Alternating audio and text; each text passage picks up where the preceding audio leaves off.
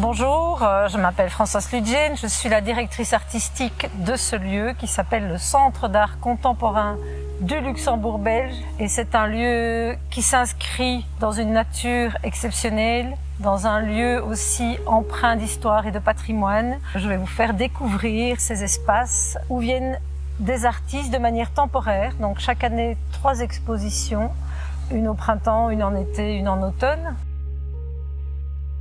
Nous sommes ici en pleine forêt. On navigue dans le temps, entre même des époques très reculées jusqu'à 200 millions d'années par des petites traces, des choses plus visibles qui sont là-haut, à Montauban, de ruines de fortifications de l'époque gallo-romaine et du haut Moyen-Âge. Et puis ici, dans la partie basse de Montauban, des ruines d'une époque sidérurgique, donc de forge. On retrouve là une très belle ruine de la halle au charbon de cette époque-là.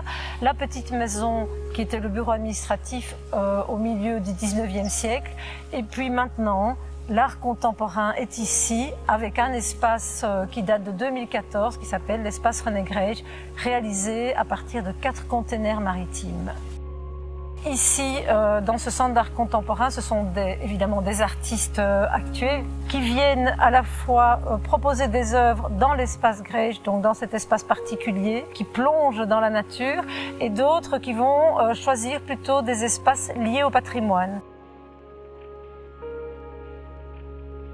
Bonjour, je suis Didier Culot, conservateur du musée Gaumet à Virton, et nous sommes ici à Montauban. Le musée de Montauban a été construit par un architecte belgo-polonais extrêmement célèbre qui s'appelle Konstantin Brodsky. Et il a voulu construire un musée qui serait parfaitement invisible sur la colline. Donc lorsqu'on arrive sur la colline, on ne voit pas le bâtiment. C'est un bâtiment semi-enterré. La seconde donnée qui était imposée à l'architecte, c'était de faire un musée qui peut vivre sans eau, sans électricité et sans surveillance.